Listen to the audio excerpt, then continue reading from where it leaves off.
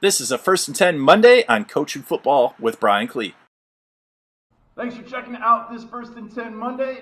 Wishing you a Merry Christmas, Spirit Days here in Coloma. Don't coach here anymore, but I guess I have the Merry comment on.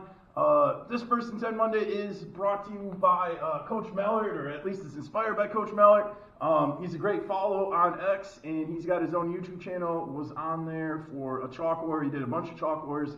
I don't know if he's still doing them, but really enjoyed doing it 4 years ago and watched a bunch of them back in 2021. Check them out sometime.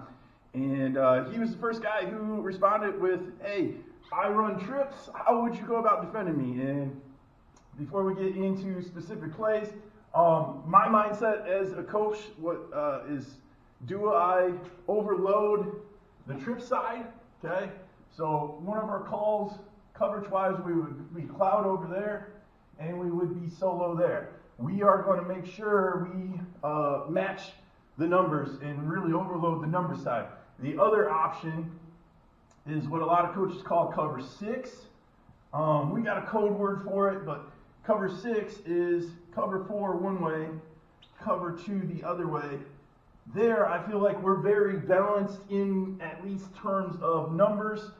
If the offense goes either way, we can match it. Ultimately, everything always comes down to where are their best players. What do you feel you need to take away the most? So first, I always like to think coverage first because I want to make sure we take away the big plays. So first option, running cloud out here. What I think cloud lets us do is, besides just outnumbering the pass concept out here, it lets us attack any sort of screen game such as a bubble. So the call that I would maybe have, I want to make sure I get pass coverage, a pass rush, so that way the coverage doesn't have to hold up forever. So we still want 4 guys to go. When you are in cloud, you are weak on the single receiver side, and not only weak on the single receiver side for pass game, but also run game. So my preferred call probably I'd start with slanting to the single receiver side, or angling from the strong side, which would put the Bob linebacker in B gap, the Will linebacker A gap, and then the Mac linebacker there, he is the C gap player. Not truly mid front and like 3 high safeties, but it's letting that Mac linebacker really stay in the hook to curl area and also play the quarterback keep. Okay. And we're singled up over here. Lots of coaches call that man everything except for shallow. And then we are cloud coverage over here. So our free safety is cheated. And we're going to be able to take away a bubble. So if someone goes inside zone, our 4 technique is got to set the edge, because that corner, if he's manning things up, that corner can't give a lot of run support. So that 4 technique needs to set the edge. Bob is forcing it back. The nose is taking his A gap. The Will is in his A gap. We're trying to get penetration, and if they're good, the tackle's going to latch on, use the sift technique. He's going to latch on to that D end, and the ball will bounce. All right, we got to set the edge with that 4 technique. Okay, inside zone, most likely he's looking for the cutback. If the ball is given, okay, if the quarterback is reading that Mac linebacker needs to be shuffling up, okay. The D end, if he gets latched onto, he gets washed. Mac linebacker needs to be right there on the C gap. If the quarterback ends up pulling it, and right now a lot of teams with the alignment of our Jack linebacker in cloud here, the H is going to probably be blocking him, and then the Y is going to be blocking the corner. What I love about cloud coverage is the corner is keying 2 to 3 inside, and he's looking for the first guy coming out. Okay, a lot of coaches will call this trap coverage. If that Z bubbles out, the corner is winning through the outside of the Y. I tell him you're winning outside, because if it's fake bubble go, our strong safety is going to be able to match it. If it's fake bubble go, our free safety is going to be able to match that. We're good against screen and go, and then the corner is attacking it. If he does go inside, he has to make that play. Okay, the safety can get a crack replaced, but that ends up being a lot of space if the corner jumps things inside. Jack linebacker gets a reroute as soon as the ball's thrown. We're breaking on it. A lot of times the corner is going to make the play all by himself, and that's what I like about it. To get a pass rush, I would probably add in, ultimately, make the Bob linebacker looping here to set the edge. The other thing we can do, okay, to take away the inside zone, you take away the inside gap. So the other thing I would mix in is pinching and sending the nose towards the running back. Okay, so one issue with playing the Mac linebacker there, he's in a great spot for quarterback keep. He's in a great spot for the C-gap. If the A-back's really, really good, he might be able to hit a little bit of a seam there if the Mac linebacker doesn't take all the air out of it. Okay, so we're going to pinch here. Will linebacker's there, and that lets our Bob, okay, be an edge guy. And that's probably a better matchup sometimes than having a 4 technique. The other adjustment, we could turn that 4 technique into a 5. And now the difference in the coverage. Cover 6 out here, the corner is 100%, you're bailing. I need to do a better job as a DC of teaching press bail, but that corner's bailing. They go screen out here. The Y is going to get the corner blocked. The H, the difference here in cover 4 is the Jack linebacker needs to win outside. He wins outside, that guy's blocking, turns into, hey, I see that guy's back numbers. The safety first, you got to honor, bubble and go, but we're rallying. The Mac linebacker sees it thrown, we're out. That takes care of the perimeter out there. Meanwhile, inside zone there, that forces the Will linebacker, okay, the guard, the tackle, they're blocking out. Center guard got to work their combo well, okay? If that A-back doesn't make a great cut, like right now, everything's bottled up, I feel that buys more time for our Mac linebacker to distinguish, did the quarterback give it or not? Am I getting RPO'd with some sort of sit-down route, which we'll talk about in coming up here, but that buys more time to sort out what's going to end up in the C-gap, and if the running back ends up cutting really, really, really drastically back. Maybe the tackle gets some wash on his zone, and this ends up being a tighter cutback. Buys more time for the Mac linebacker to get up there and get it fit. So now we're facing a wide zone. Coach said he's going to have the backside, someone on the backside of the zone, and ultimately kind of be checking, is that middle linebacker respecting that, hanging out in that hook curl area. So first, the run scheme, most of the time, good offensive strategy when you get somebody manned up is to work a push crack. We're on our slant in our loop. That guy's not going to necessarily get to the Bob linebacker, but this ends up being an issue. He's going to pick up any flow from the box coming out late. So they're working their reaches on the wide zone, and we're working our slant, okay?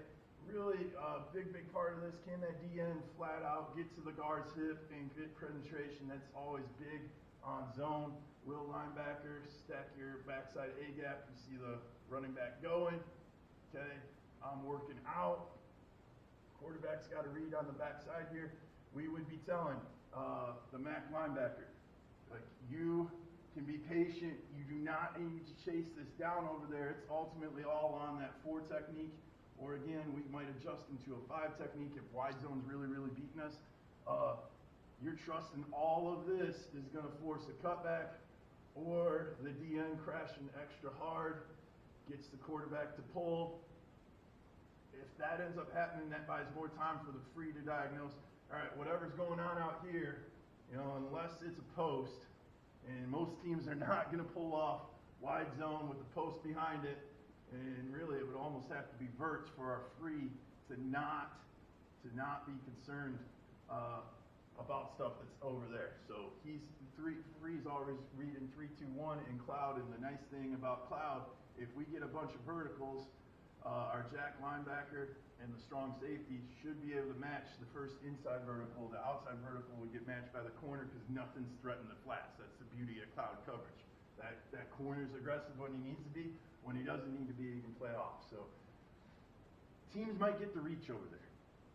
That tackle is real quick. He's great with this technique. He's gonna win that once in a while. So going back to the idea of multiple coverages, and this is why I'd want to be able to have 2 coverages against a trips team. We are going to play cover 2 over here, and now when we get that push crack, the corner can crack replace because the free is over the top. Back when we were in cloud and solo on this side, the corner's got to stay in coverage and make sure it's not a crack and go. So the nice part here, all right, we bring the bob off the edge for pressure. The tackle, that's a harder block for the tackle. That's a harder block for the guard to take over. This is if we're pinching. Now we're making sure, is that center actually zoning or is he blocking a guy? Okay, will linebacker against the center. I like winning that more. Okay, I like our chances of winning that as a defense more. The backside cutoff is going to be the same on the pinch. But we are making that ball either go extra wide to a more athletic bob outside linebacker. Again, downside, we don't have the backside overloaded for bubble and for screen game and for other passing game, but we've at least taken away the wide zone side. And if they try that sit down route now, the linebacker understands, hey, we are up a guy. Okay, the corner's completely unblocked on the edge. The bob should have leverage. Back linebacker can sit on this all day. Okay, quarterback comes out, he can leave it. Safety can drive on it late.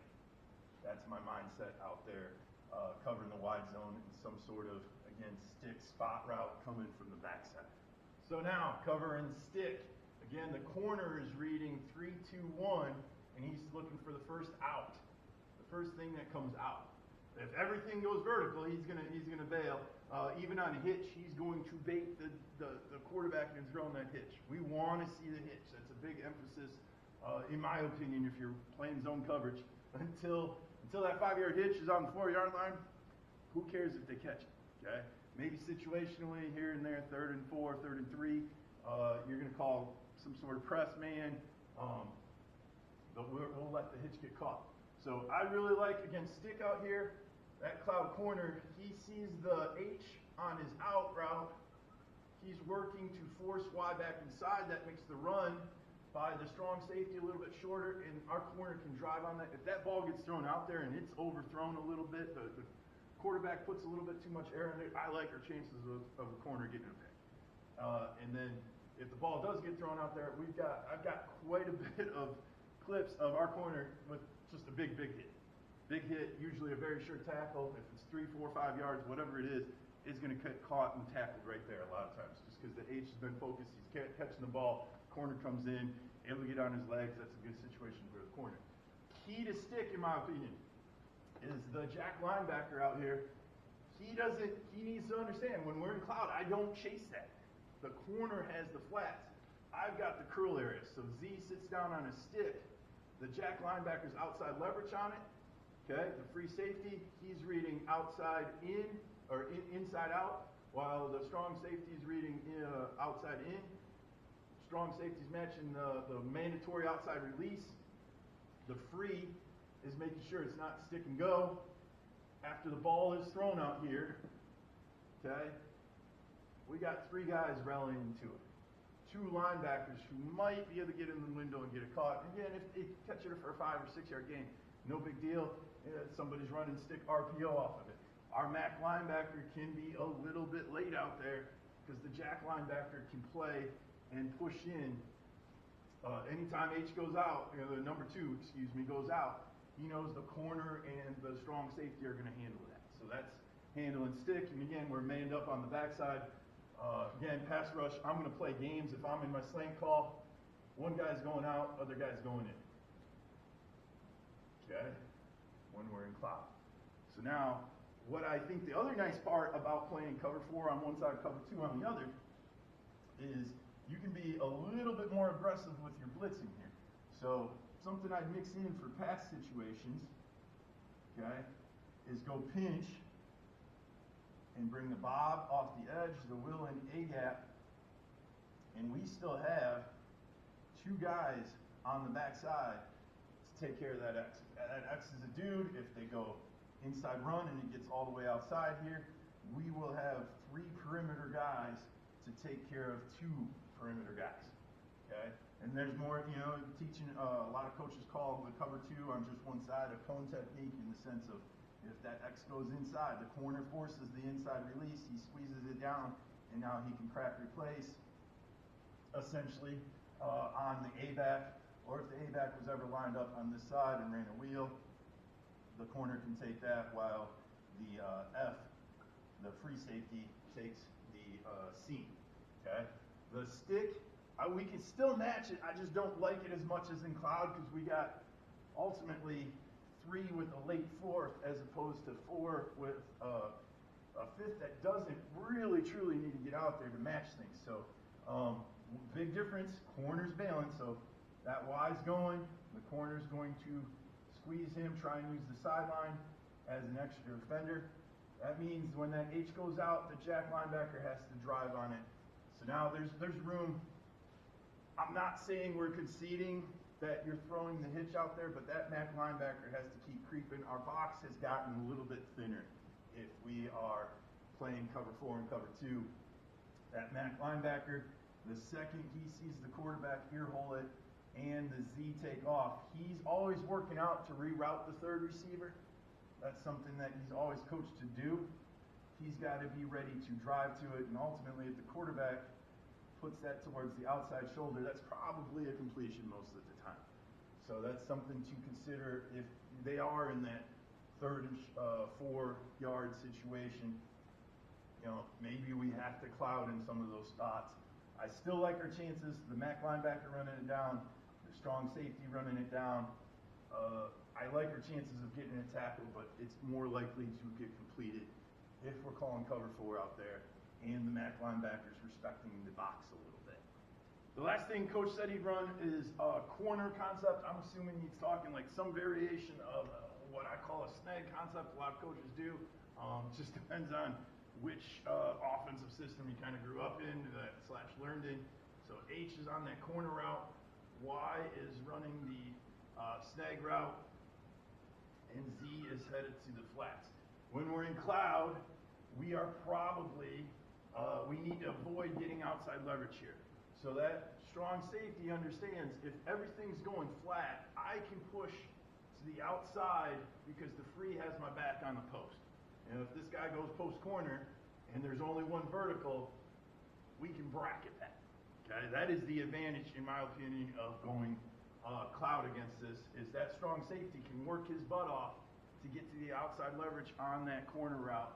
As he sees, he's reading outside in, the free safety's reading inside out. 2 routes break off, they are working their butt off. We would rep all week long, hey, let's get the post or the corner that's left double teamed, okay? Corner would sink off, he's gonna make it look like he can help. If the ball gets thrown, he is breaking hard to the flats, okay? I would argue an arrow's a little bit different than a bubble.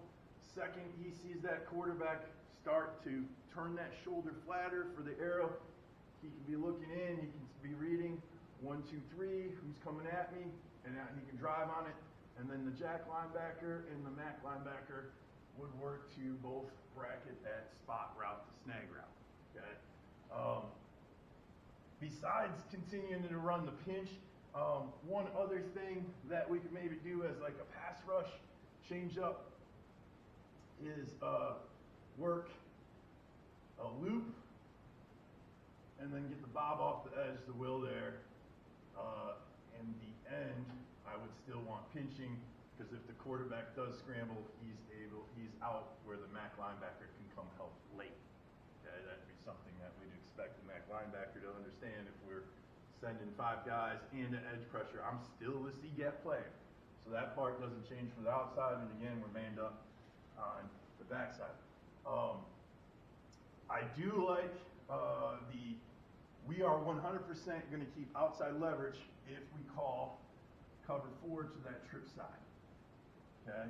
The corner is sinking and dropping, so the corner route gets canceled immediately. The strong safety, he's got, if that is ever a corner post, The strong safety's there. We'll get that bracketed. We'll have it inside out on the deep route. That is, again, if you're running zone coverage, in my opinion, that is the point of zone coverage, is if there's only one deep route, we should have A, great leverage on it, and B, we should be able to get it double teamed. Okay? And then the rest of the match, Z goes to the flats. Well, the jack linebacker needs to understand in cover 4, he is the flats guy. He's pushing to it. The MAC linebacker's reading the Z going on his arrow. However the precise arrows run, however coaches are coaching that, I'm going to start to push to it. I'm looking for the next receiver coming. I need to be rallying to that snag route and go find it.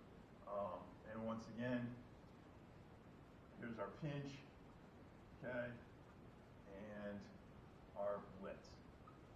Again, the nice part, in my opinion, of being cover 2 on the backside is we've got both guys able to cover things, even if the A-back fakes over or the A-back's already lined up there. Okay, so the backside's really taken care of. And again, the one other thing that I would pair a lot of times with being cover 4 out here, saying, hey, we're putting only 4 guys out there, is bringing maybe some extra pressure. So there's some ideas for defending inside zone, outside zone, stick, and corner out of 3-by-1 spread using a 3-4 too high defense.